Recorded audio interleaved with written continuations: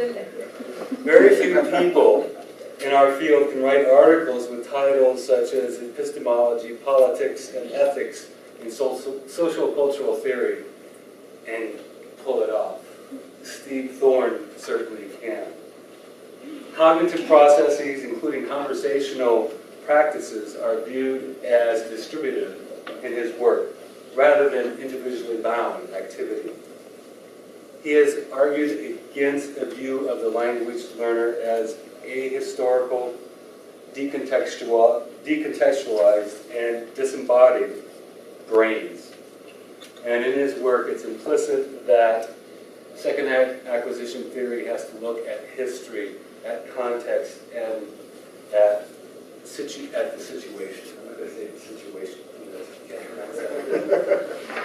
And they need specific explication as well as any other factor.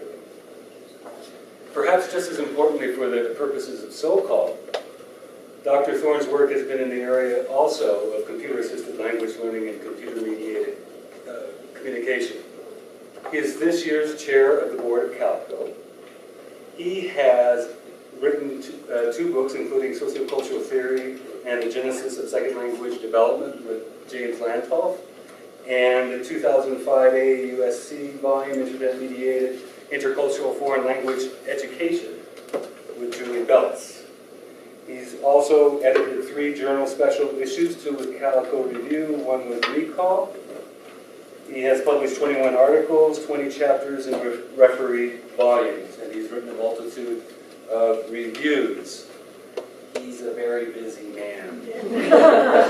Were you the author of It's Not All Lavender in Provence, about the internationally famous rugby player who, upon retirement, moved to a village in the ED and cuckolds 3 vengeful husbands? I wish I had. I'm not sure. Academia, you know, we've got to supplement. So, oh yeah, and by the way, I wanted to talk a little bit about my guard today. I'm all Mr. Colorado, but not quite. I've got my boots, my blue jeans, and my flannel shirt. But I'm going to do my accent. My alma mater. Oh, okay. Okay, you've probably heard about the television series named Portlandia, which is an IFC original. Well, we have a Portland original here. And Steve Thorne may not be the only thing that's happening in Portland, but I think he's one of the best. With no further ado, it's my great pleasure to introduce Steve Thorne. And he's going to talk about this.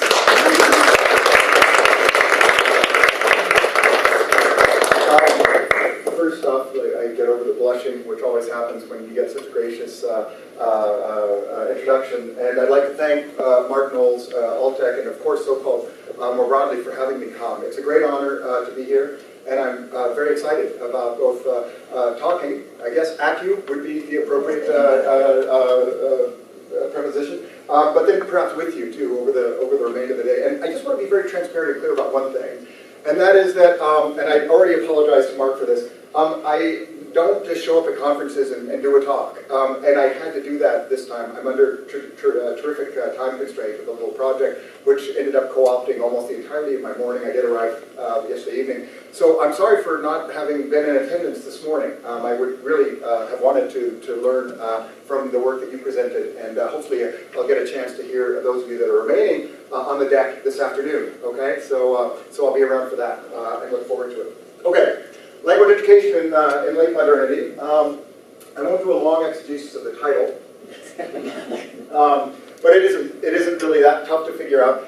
The simple argument is things are changing. New resources are becoming available, and understanding how these resources, particularly digital resources, digital environments, might act as profound catalysts for certain types of linguistically mediated presentations of self, I think are really interesting arenas for exploration in our field of foreign and second language learning, and particularly that subspecialization of applied linguistics as pertains to technology.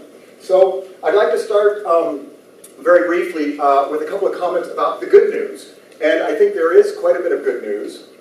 if this clicker works. Otherwise, I will use the machine. No? Could be. I don't mind not clicking. I'm happy to walk up to the machine. Hey, do I need to point at the screen? Am I supposed to be a technologist? I don't know. About half of my work does focus just on technology, so I should be better than this. And so these are things I think you know. I did have kind of a longer theoretical front end, but I don't think you necessarily need it. I think it's the kind of experience, exposure to the literature you've already had. But there are a couple of things. At the level of cognitive neuroscience, we know that the brain is fundamentally about adaptation. That is how the brain operates. That is, in essence, the very function of what it means to be a human being, is to come in, learn, and adapt to particular kinds of situations. And related to language, many of you know the great work of Michael Tomasello, the usage-based theorist, looking at mostly first language development, but increasingly people are applying this method to looking at second and foreign language learning. And he says something critically important, right? Which is that, hey, we can think about language in the abstract all we want, but fundamentally, language development occurs in a place at a particular moment in time, right? Everything about learning and development is associated with the process ontology of unfolding activity in the moment, right? And this is a profound, profound realization for most of us, because I, like many, think about language in relatively abstract terms. I'm a linguist. I think about, you know, the signifiers as they float about with their rules and regulations that govern their actions and interactions together, in essence, forms of grammar or recurrent patterns of use, right? But really, and fundamentally, in terms of development, everything that happens is happening in a place and in a time. Now, this means, I think very excitingly for us, that the environments we construct and engineer as educators are critically important to development, right? So teaching matters. The amount of agentive action or potential that we give students may matter. The kinds of curricula and resources we develop and deploy matter. Students' total number of hours of engagement matter.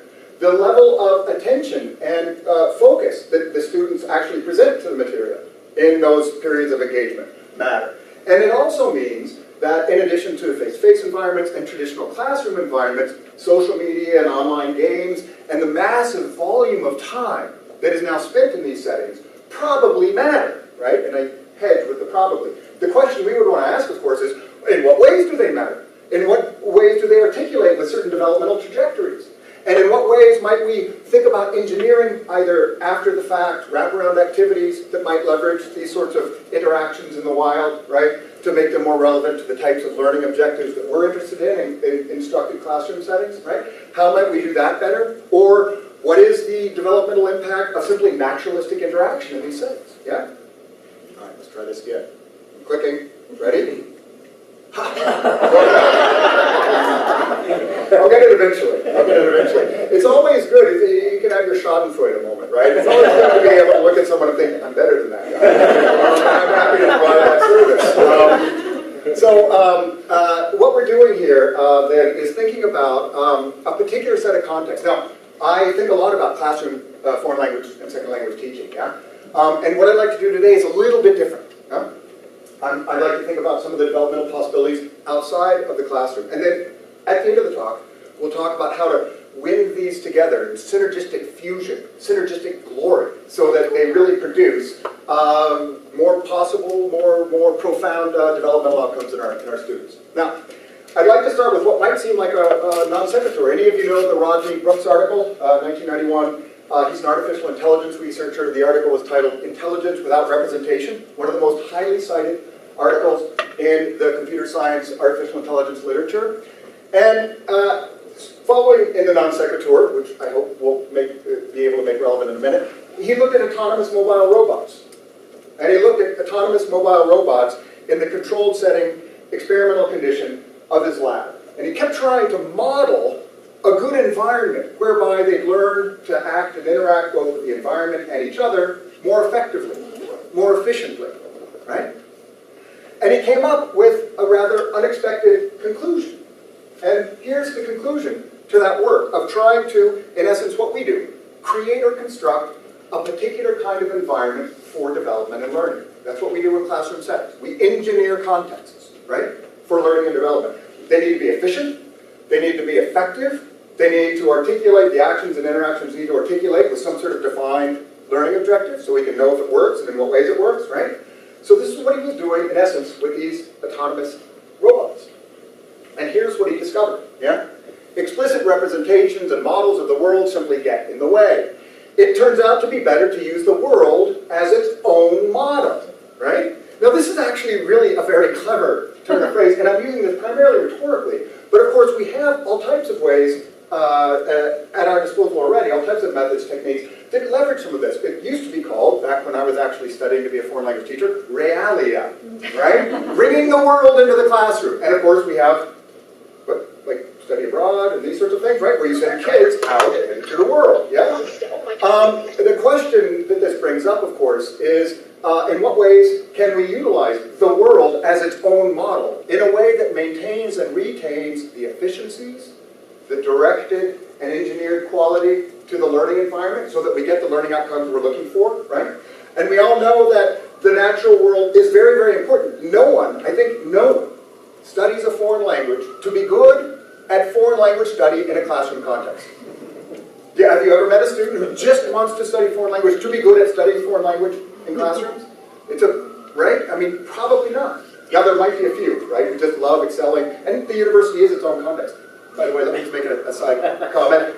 The whole ivory tower crap, I mean, that's such a bad argument. I mean, the university is a context, and it isn't decontextualized. It's just a specifically contextualized environment, right? So, I would argue, no?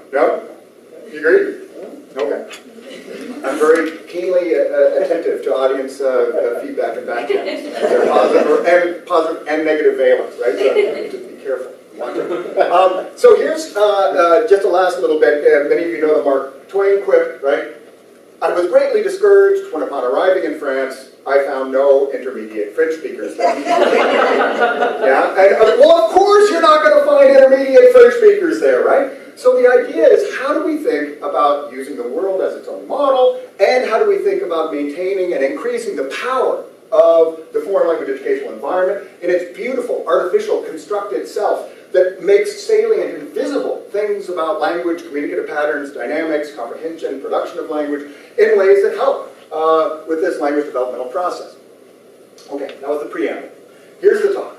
We'll look just a little bit about at digital demographics. I think you know this stuff, so this will be vite fait. We'll talk about the problems that the massively emergent sets of digital practices and their attendant epistemologies and cultures present to the relatively conservative culture of the academy, right?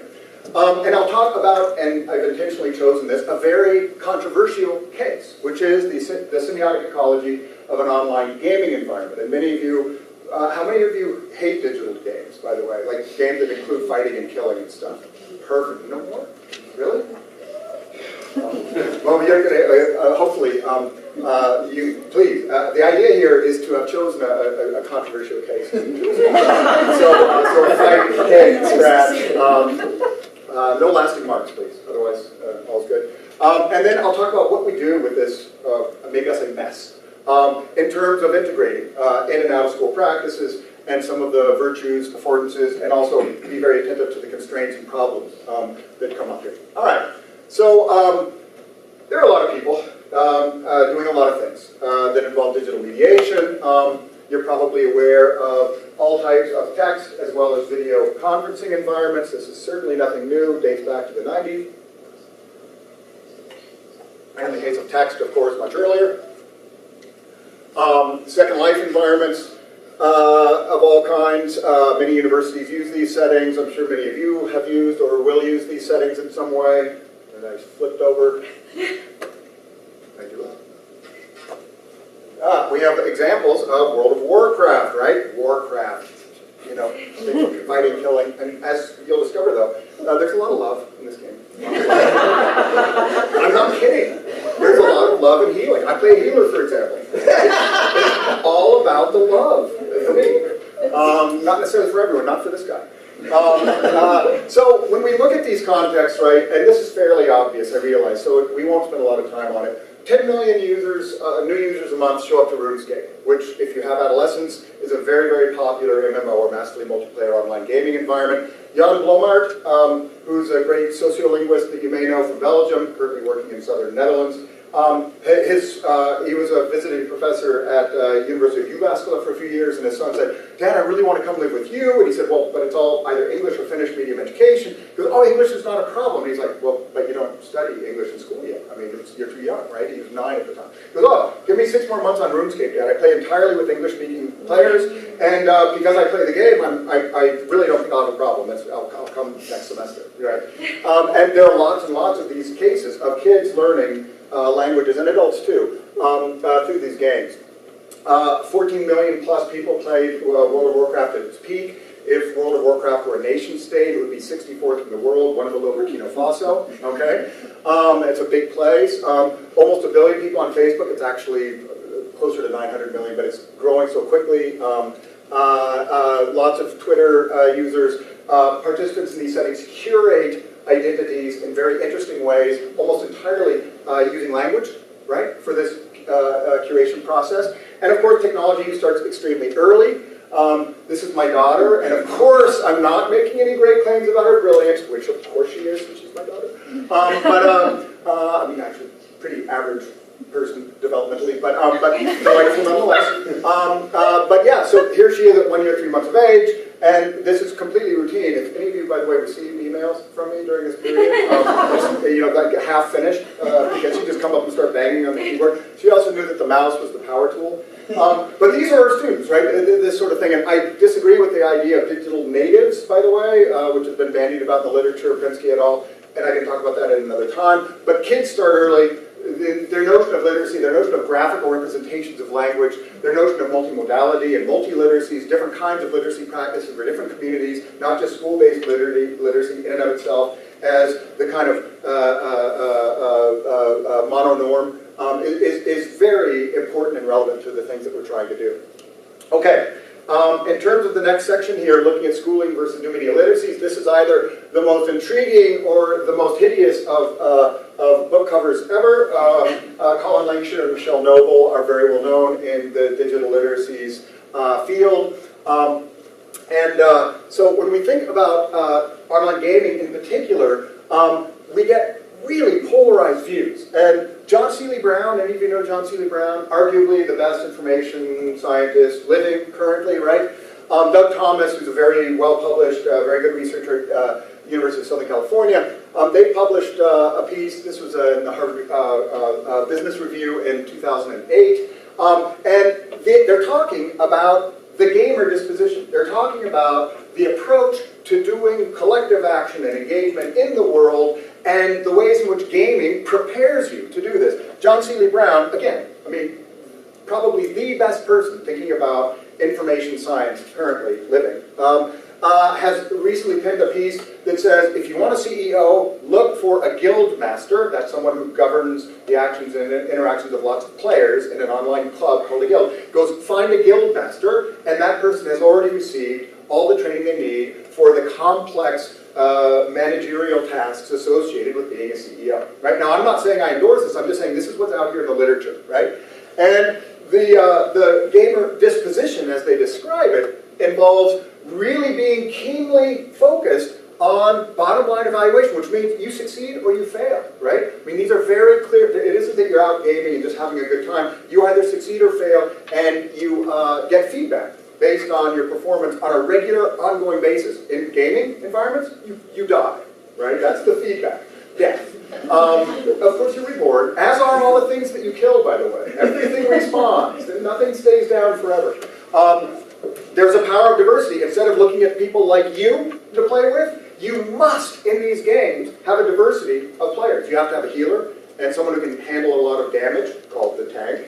You need some damage dealers, people who can actually bring down the foes that you're interacting with or against.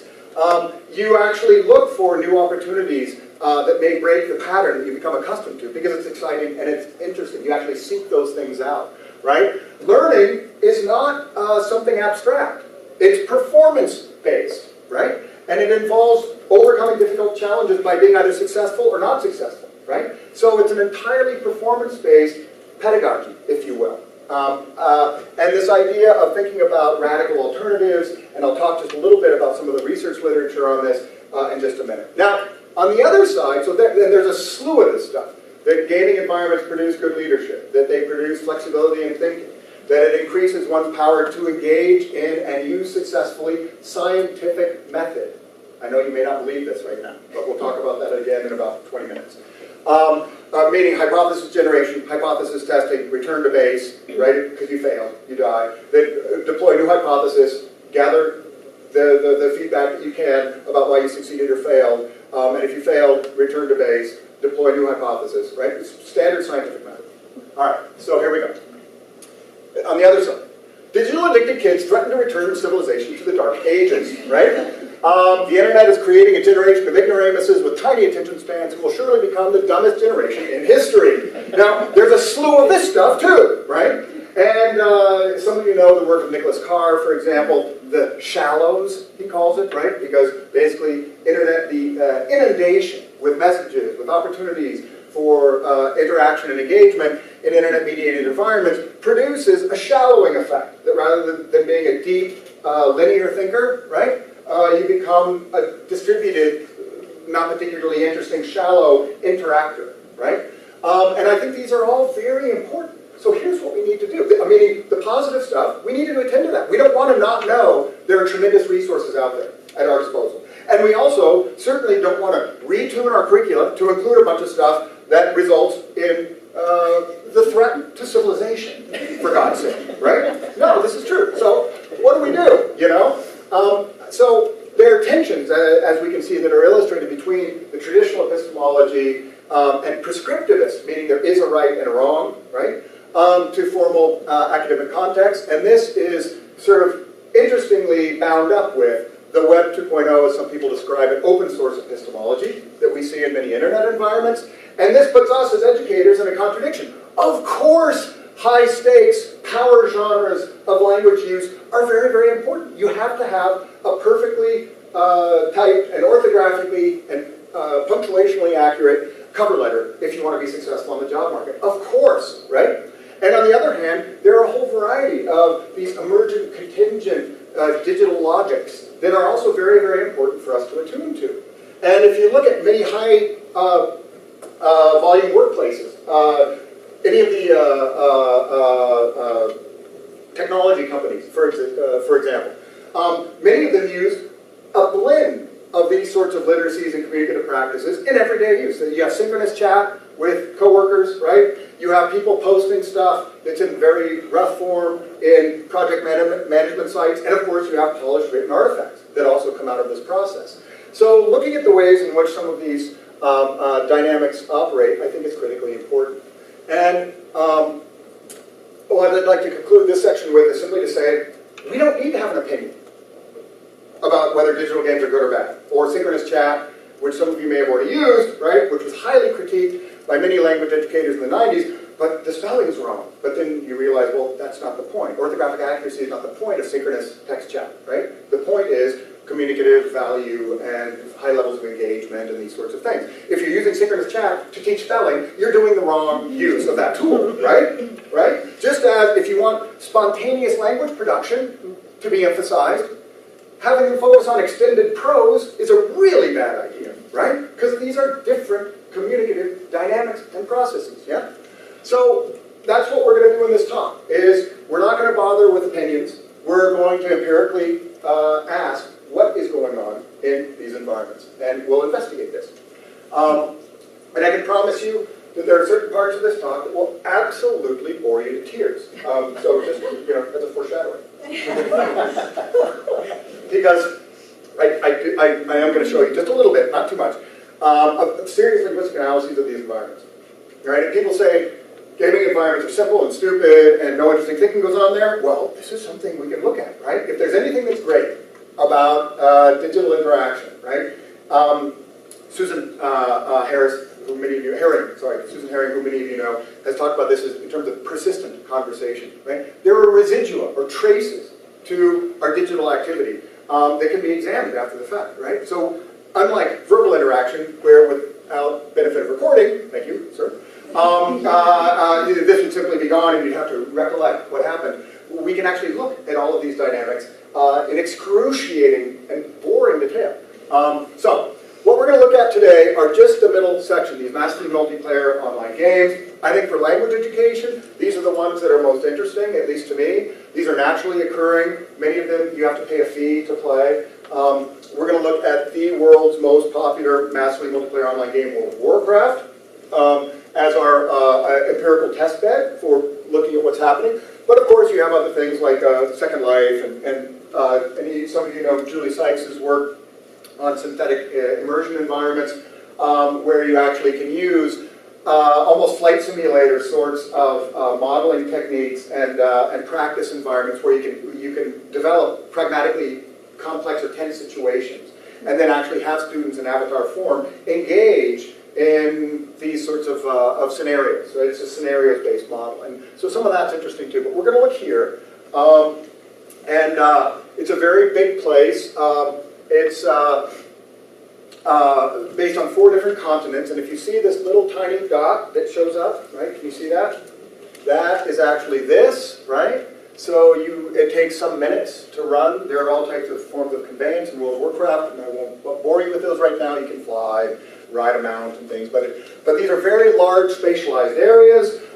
It's also an environment within which you can create, you have to create a character that is of a particular race. Here are some examples that you can see. So you can actually play a human, or you can play a variety of other things.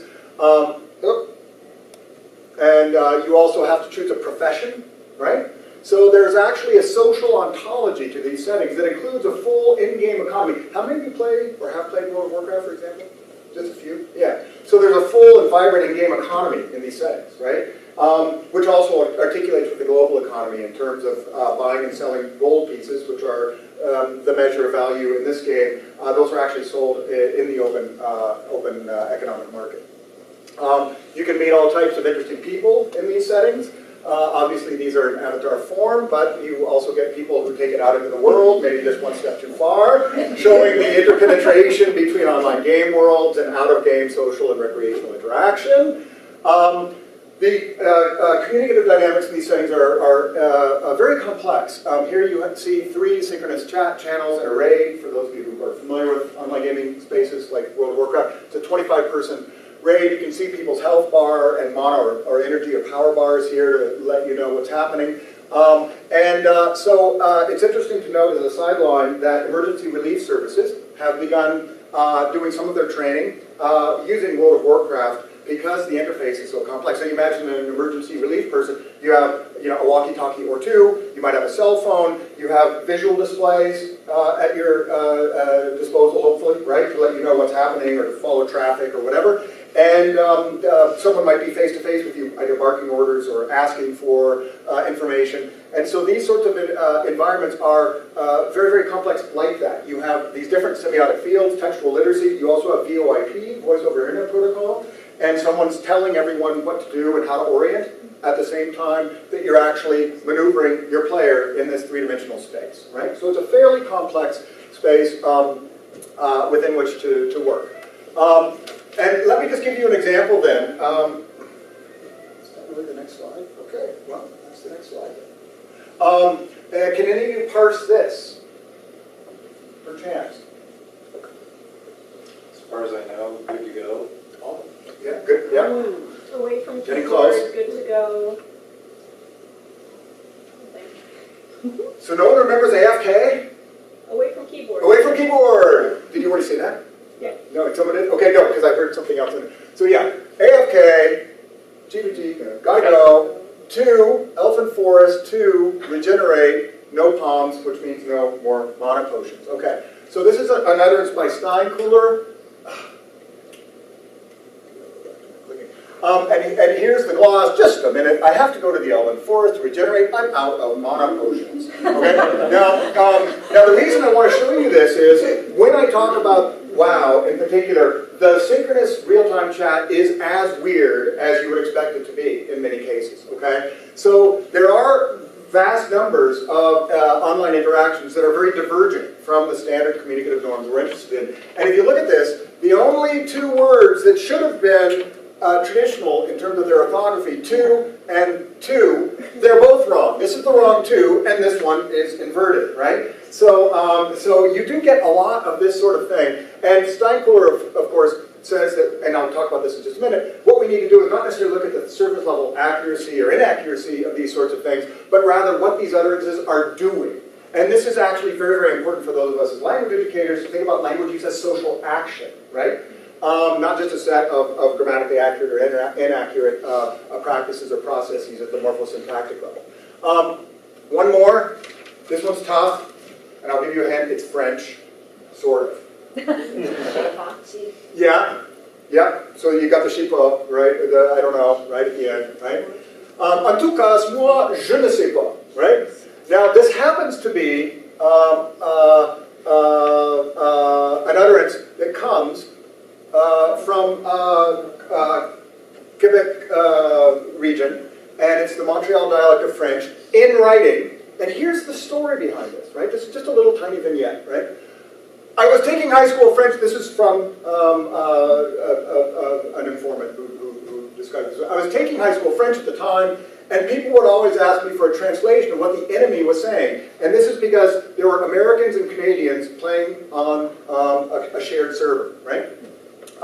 And he was taking high school French, right, without any prior experience with French. He goes, it was extremely hard at first because people wrote in joual, so this isn't even standard French, right?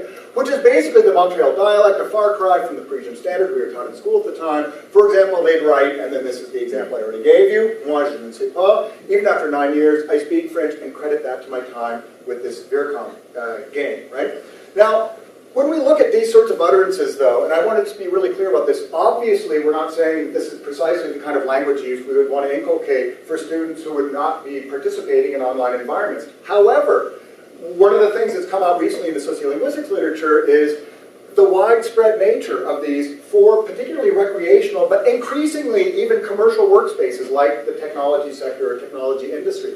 People use these sorts of communicative gestures as a regular part of certainly their recreational, but also their work practices in certain kinds of settings. So it's weird language, and it is the kind of language that we see here, but it isn't necessarily unuseful, especially for participants for whom these varieties of linguistic interaction are normative or important. Now, in terms of what this all means, you all would, of course, recognize Malinowski, right? The early 20th century linguistic anthropologist, and here he is standing in the Trobriand Islands. And he talked about the ways in which these things work as a context of situation. So here's an example from a more modern use, right?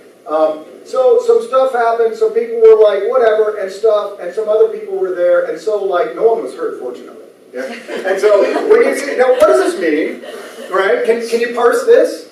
Of course you can. On the other hand, the very difficulty we have mirroring everyday, complexly didactic discourse in the classroom is precisely the kind of context that these gaming environments provide. Because they're event-driven scenarios, you need to know what's going on, and you use language to understand what's going on and to orient to action. But I would suggest that what this is also called in the literature vague language. There's a very large literature, an emerging, increasingly large literature on vague language. We use this all the time. Yeah, go out and get lunch for me. Sure, that'd be great. I'll have a hamburger or something. What's the or something? Right? Is a hot dog okay? Or a roast beef sandwich because it was meat? Or maybe it means pizza? I mean, what does that mean, right? Well, you start to understand what those things mean only situationally, right? And the situational relevance and contextuality of everyday forms of communicative action and interaction are very difficult to replicate in the classroom. So one of the things that happens in these environments is this sort of stuff. Okay, the other question I want to ask with this is related to the quality of input, right? Now I've just shown you what I think are, arguably at least, fairly non-standard uses of language, right? So we all know that meaningful exposure to and meaningful uses of the second language absolutely critical. Maybe not alone adequate, right? But they're absolutely critical to developing language competence, especially at more sophisticated levels. And these are very, very complex processes. They're not just about memorizing grammatical rules and then using them to generate utterances. At least as far as we know from the cognitive neuroscience work, it involves very subtle development of sensitivity to distributions and frequencies, collocational patterns, right? Collocations mean what words like each other, what words stick together in discourse, which is why you don't say, oh, that steak is a beautiful shade of auburn, right? You can say auburn tresses, right? Hair, right? But you don't, but auburn, while it's a color that could obtain in the context of steak, meat, right? It's not something that one would use. It's simply the inappropriate collocational pattern, right? So these sorts of things are almost impossible to teach. They require massive amounts of exposure to the language, right? So the quality of the linguistic environment is in fact a primary driver. So now I would hope, after showing you the examples I just did, that you would say, well, wait a minute, so now I've got you, right? The quality of the linguistic environment in these online game settings must be awful, right? Well, this is again an area where we need to engage in empirical inquiry. And check this out. So I'm just going to give you a very, very brief overview of two in-press journal articles. What do players actually do in World of Warcraft? What texts do they attend to, both in the game and outside of the game? And what is the linguistic complexity of these texts, right? And believe it or not, no one has ever done this. We scoured the literature. I didn't want to do this kind of work. It's really boring. I mean, you have to generate all of these corpora and then do all these meticulous linguistic analyses of this stuff. Really, it's not that much fun, at least not for me. But I really wanted to know an answer, or have an answer to the question of what is the linguistic complexity of these settings. So we have both Dutch and American participants in a survey that helped us know the quotidian everyday practices of gamers and get a profile of these folks. 32 each, relatively evenly split between males and females, in case that's of interest. World of Warcraft, this largest single demographic, by the way, females with kids, 30s. Yeah. Yeah. So buck up, get your account. It's fantastically fun. But anyway, and we distributed these surveys to the usual venues, right? All right. How long have you been playing the game, right?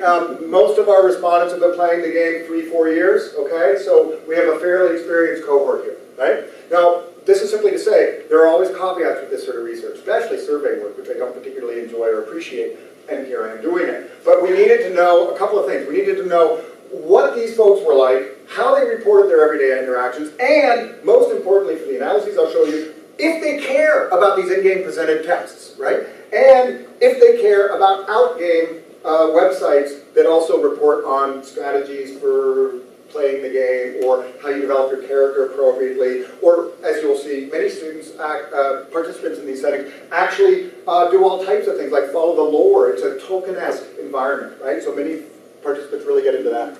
All right, how often do you play? Most people play 3-ish times a week, maybe 4, right? They play about 3 or 4 hours at a block. Wouldn't you love to have a student actually really care about the material you gave them for 12 hours a week? I would. So this is all the more important, empirically, to say, okay, so here they are doing this stuff. What are they doing? And what is the nature of the linguistic environment in which they are doing that doing? Yeah? Okay. I am very keen on these massively multiplayer games because people have to play together. Somewhat of a surprising finding is the Americans, about 25% of them preferred to play along. This doesn't mean they're not exposed to a lot of input, it just means they're not exposed to a lot of player-player interaction, right? The synchronous chat examples that I gave you earlier. They engage with quest text, and I'll show you what that means in just a sec, where they're told what to do in the game, and they attend to other out-game textual resources. But yeah, 1 in 4 preferred to play independently. All right, the boring part, some linguistic measures. And if you've ever tried to assess linguistic complexity, most of you have probably been exposed to readability measures. So this is a 10th grade text, or a 12th grade text, or a university level text, or whatever. These measures are actually surprisingly precise and accurate, but underneath it all, they're crap, because they only measure as a proxy, sentential length or the number of characters in the Coleman-Liao index as a proxy for actual complexity. So they don't ever look at actual linguistic complexity. They just say longer sentences equal greater complexity. But here's the annoying thing for me as a linguist: they're actually really accurate. They align very nicely with our other much more laborful analyses. We looked at lexical sophistication, mean segmental type token ratio, which basically means function words versus lexical words and the balance there. So written text, for example, tend to be very lexically rich and function word poor, right? And verbal interaction tends to be function word high and lexical word low, right? Okay. The big one I'm going to talk about today, the developmental level scale. Many of you may know the child's database. It's a very, very large database that looks at children, first language acquisition, and it includes very large corpora illustrating each level of language development that a child goes through in ontogeny up to full competence in probably the mid-late teens. And so this level scale actually looks at linguistic complexity and utilizes the child's database to confirm its 8-step complexity measure, right? So this one is a very serious tool, and that's the one I'll focus on here. Now, you're not going to be able to read this, but there are 8 levels from 0 to 7. And you know, at the higher levels, you get sentences conjoined by subordinating conjunction, or relative, or appositional clause, modifying subject of main verb. You can imagine how much fun this was to actually apply to data. And this is what we're looking at here. Okay, so in terms of gameplay, did you see that slide that went away too quickly? We're looking only at quest text, but there is also player-to-player communication and other sorts of things happening at that level. But we're looking only at quest text.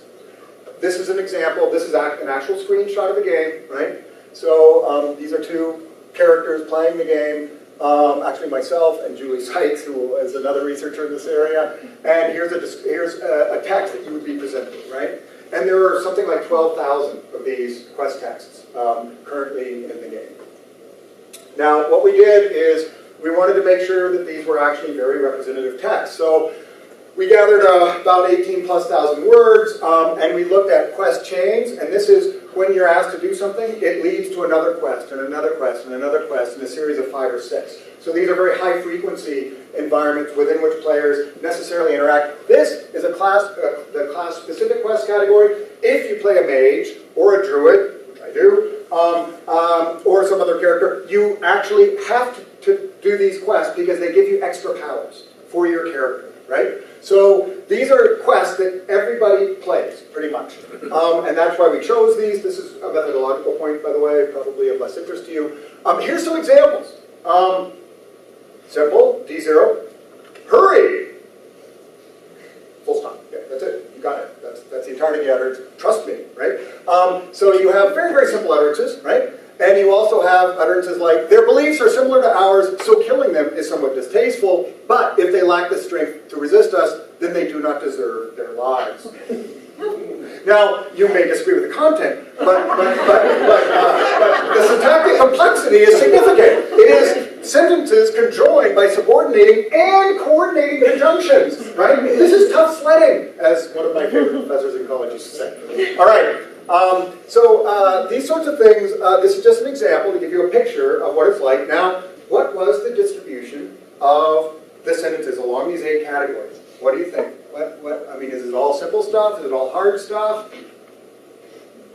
Any gut impression? I mean, these are kids. I mean, adolescents, 12-year-olds, 14-year-olds, as well as middle-aged females with kids, right? I mean, huh? 4. D4, excellent.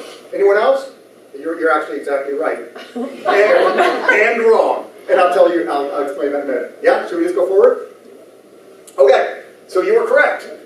Quest chains and class-specific quests, you're right. No, that is correct. On average.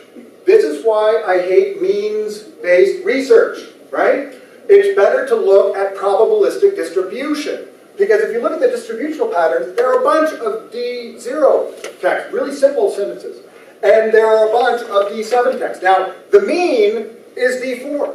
But the mean is relatively misleading here. Because not everything is for a 14 to 16-year-old student, right? It's really weighted on these 2 poles. So you get a U-shaped binary distribution whereby you have very simple sentences and very, very complex sentences comprising this corpus, right? Now let's look at another level of play, and this is these are websites outside of the game. And we asked participants, do you use external websites when you play the game? If so, which ones? How often do you use these websites? And these sorts of things. Turns out everyone uses these websites. Every single one of our 64 respondents uses these websites. And these are, this is an example of a strategy website, yeah? And here, I mean, I won't read these in detail, but, anyone can do this quest, but only a rogue can effectively do this solo. If you're far enough from the mother warg, when trapping a pup, you won't even catch aggro aggression. At level 60 anyway, you can go back into stealth or Hearthstone out of there, etc. So they're giving very, very detailed responses to the query of how do you solve this quest. There are thousands and thousands of these sorts of web forms associated with this game in a variety of languages. And we'll talk about the content of those in just a sec. This is another example of a player-based environment where they give a 3D image and then they actually provide an exegesis of patterns through this set of tasks with text, as you can see, right? And these are very commonly produced by players. And here's some very brief excerpts that illustrate how important these external websites are. I use quite a few external websites. All of them open while I play, right? So you're playing the game, but you're also going out to these strategy websites while you play the game. Same thing here. I never play full screen, meaning where you can't get access to the web, right? I always play so that I can look at these external websites. These are just the two. We did 10 follow-up ethnographic interviews with participants, and so that's why these give you a little bit more context in the simple surveys. So they're used all the time. These are the three that are most used. By the way, this is perhaps the most compelling name for a website that I've ever heard. Elitist jerks. Yes, I love that. Because I hope it's for fun. I hope they're not really that way. No, I use this website for people. Actually, it's millions and millions of random strangers. So don't really know anyone there. So they use different types of websites. Top exclude strategy for completing quests and all that at wowhead.com. WowWiki is about the mythology of the game, and people follow these Tolkien-esque dimensions to the game very carefully. They note when there are problems or logic gaps in the narrative line and things like this. And here's the analysis of this text. Again, you see this massive weighting toward complexity. Now this was D5 in average, and mean rather. But I mean that doesn't tell us anything. What we're shown here is there are a massive number of highly syntactically complex sentences in this corpus, right? And I told you I'd tell you about content. Well, you might say, well, they're syntactically complex. Who cares? What about the content?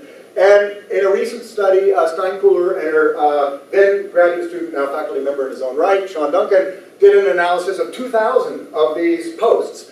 Almost all of them, 86% showed social construction of knowledge, right? And they weren't just about chit-chatting with each other.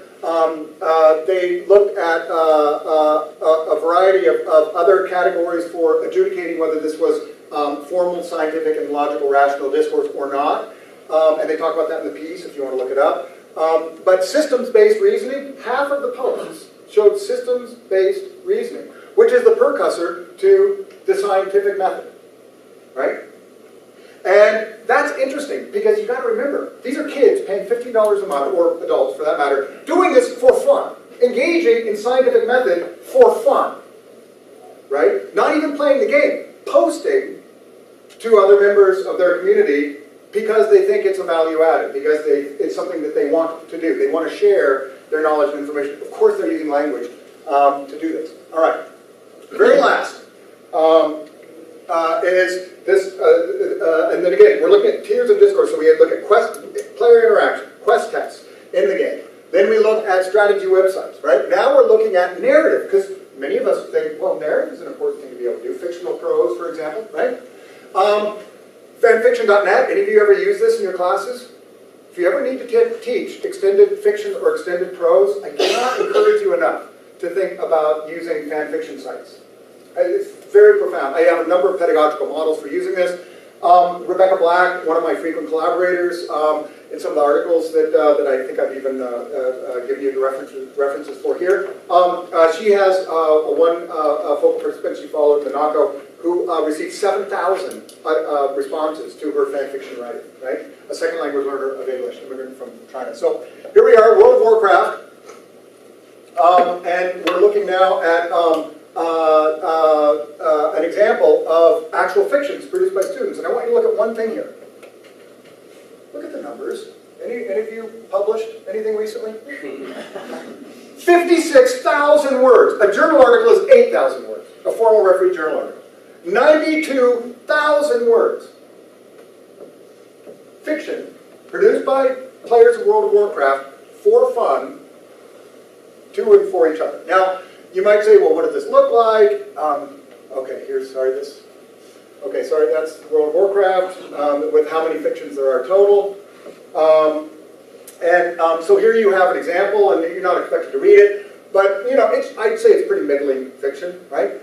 But and I did choose this one at random. I just chose someone's chapter 1. Okay, so here's the example of the text they produce.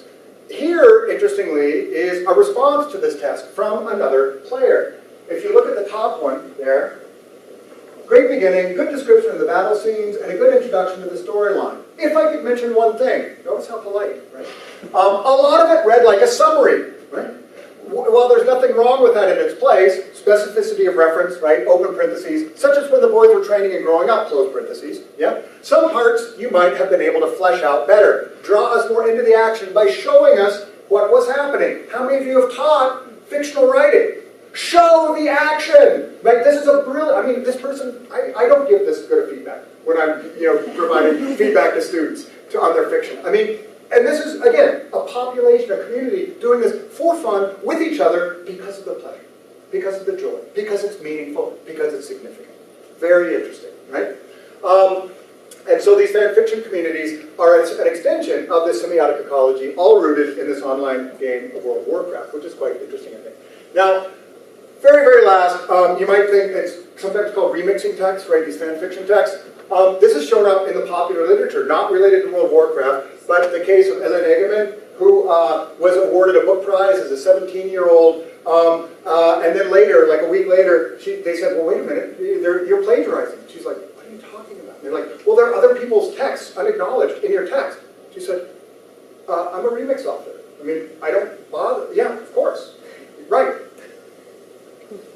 Now, this is very different than plagiarism. Plagiarism means trying to get off for free, right? Copying and pasting something you didn't do because you don't want to do the work, right? How many of you listen to dub, or for that matter, hip-hop music, right? I mean, that's filled with remix, right? Remix is, if you want to agree that this is the case, and it's a debatable point, right? This is a form of aesthetic communicative expression, right? If you want something a little bit more substantial in terms of an established member of the literary community, David Shields has a recent book called Reality Hunger that is entirely recombinatory. Entirely comprised of other people's words, right? And here he says, I love this, I'm bored by out-and-out fabrication by myself and others, bored by invented plots and invented characters. What does he mean here? Oh yeah, original creative work. That's what he's referring to here. Original creative work, being boring, being uninteresting. Now, again, I'm pushing the envelope here, right? The point, though, is this is actually showing up as a new aesthetic and expressive dynamic that we might need or want to attend to. And many of you are familiar with Mikhail Bakhtin's proclamation around second language learning, that second language learning is a process, quote unquote, more or less creative of other people's words. Not words of a language, but other people's words. That's how we learn to speak or communicate in a new language. And I think this dynamic, is a very important one for us to think about. Okay, so what do we have here? I'm just going to put all these up quickly because I see we're getting short on time. We see that the Quest and external website texts are actually quite sophisticated lexically. I didn't show you that analysis, but I'm happy to send it to you. If you really have trouble sleeping at night, you can read through the article. There are lots of lexical diversity, these sorts of things. A good mix of sentences, etc. There are also, because the texts are all written player to player, the Quest texts are written from a character, a non-player character in the game, to a player. the players in the web forums are writing second-person discourse, player-player discourse. So not only is there a high level of complexity, it's also person-person discourse, right? Which means it includes the phatic interpersonal dimensions to communication that are also critically important. This isn't distantiated third-person expository prose. This is highly technical second-person interaction prose, right? Lots going on in terms of the remix text. Is it a complex semiotic universe? Empirically, absolutely. I mean, there's just no question about the fact that this is a very, very complex semiotic environment. And then we need to think about what do we do if we want to do something? What do we do with these sorts of environments? And I spoke only about World of Warcraft. You can also look at Facebook wall posts. Or you can look at other online games, other communicative fora that might be of interest to you and or your students. So to do this, a colleague, John Reinhardt, and I have developed an approach called bridging activities. And the idea is, yes, power vernacular or power genres of language are important. Yes, digital vernaculars are also critically important. And rather than fetishizing either one, oh, we're in school, only do power discourses, or let's really transform the curriculum, throw away that formal crap, and only do digital vernaculars because that's the lifeblood of our students' online activity. What we're suggesting is focus on critical language awareness and focus on the capacity on the fly to suss out the patterns, the regularities, the recurrent dynamics that constitute the speech communities you want to contribute to. Not be exposed to, contribute to, engage with, be part of, right? If any of you have raced bikes or been musicians or any of these sorts of things, you know that there are very specific ways in which you front a presentation of self using language that makes you either an insider or an outsider. And these settings are no different, right? And so the trick is, what are those dynamics? What are, at the level of morphosyntax, what are the specific qualities, features, and resources of some of these communities, including formal academic writing, that would make you an insider, that would make you successful, that would make you have a sense of self-efficacy and ability, right? So here's what we basically do. Bridge in-class activity and everyday out-of-class technology-mediated activity, and actually have the students do contrastive analyses of these settings. And let me just show you what that looks like. Yeah, so, and again, it's not grammar in the abstract, right? It's lexico-grammatical patterns as they serve social and informational purposes within the context of a particular domain or a community, right?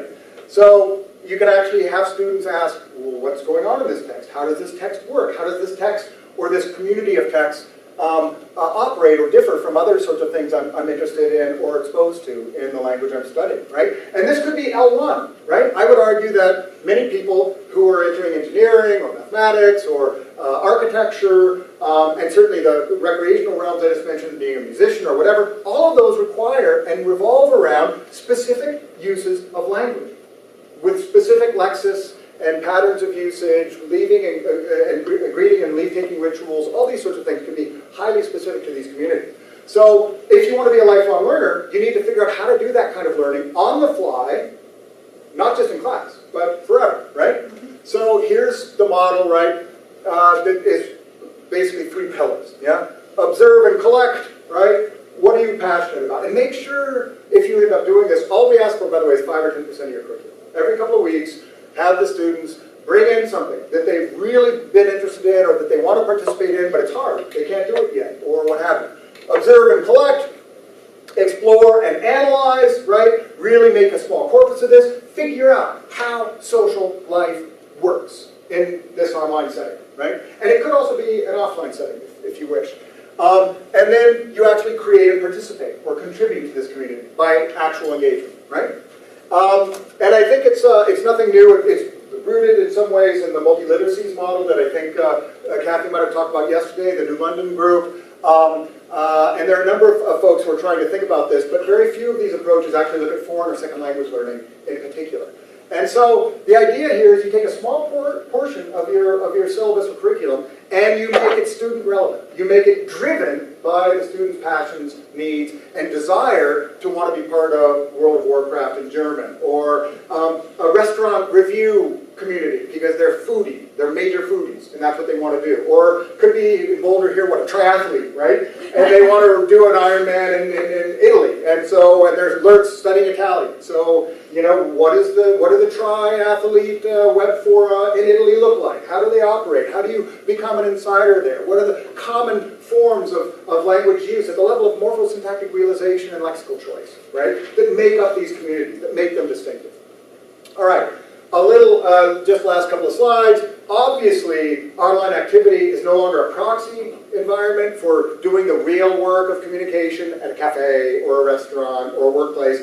Online environments are the real world. They are comprising an ever-increasing part of our living, working world and reality, right? The idea of thinking about being a bit broader in the semiotic inclusiveness of the language classroom is, I think, a wonderful thing, right? It's almost a revisit, as I began the talk today, to the realia world, right? Have your students bring in something real in their actual linguistic world, preferably the L2, obviously. It could be YouTube videos or comments to YouTube videos, right? Could be almost anything that they're driven by, that they find really compelling, right? And we extend then our L2 focus into the world. So here's the final slide, I believe, or there's a couple of joke slides to come. But strong purpose activities, right? When in doubt, if there's a strong purpose, you get high levels of engagement, lots of commitment. Now, the teacher's role in all of this is even more critical than when you're teaching an established textbook or set of materials for which there are lots of glosses and assistants and aids, right? Online websites, things like that. You are the ones who are going to help make sense of these foreign or second language communities. And let me just say, selfish on your part, you will learn something. You will get an opportunity to discover a living, breathing, vibrant speech community in the language you're teaching when you allow your students to contribute the content, the focus, and the community to your language classroom. Again, in a very small amount. I know we're all busy, we have lots, and our courses are in the middle of a sequence and you can't change everything. That's not what I'm suggesting. I'm suggesting something very modest, right?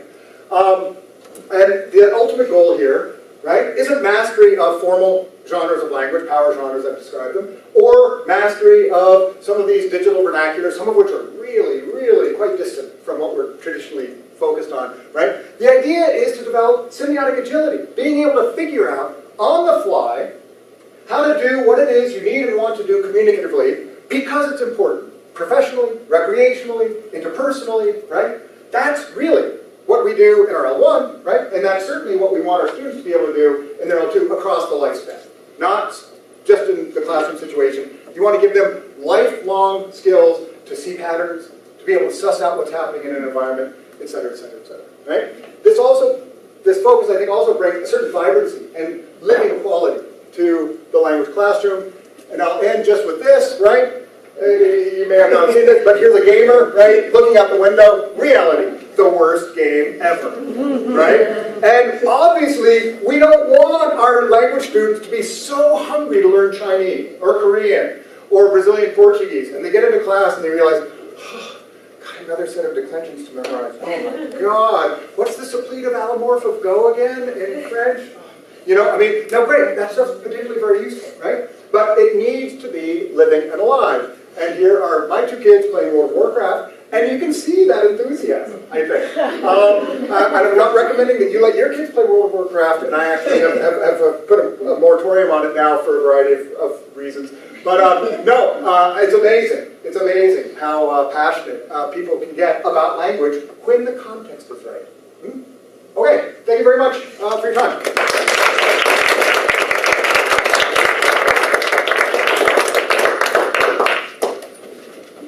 I think we have about 2 minutes for questions.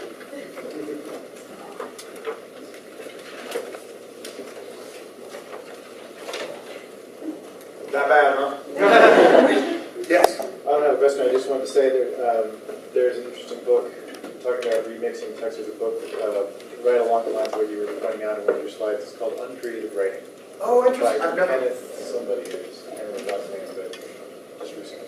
Uncreative, yeah, I'd love to see it. It's fascinating. Well, here's the thing. I mean, I teach formal academic writing, right, to students, and I work with a lot of international graduate students, for example.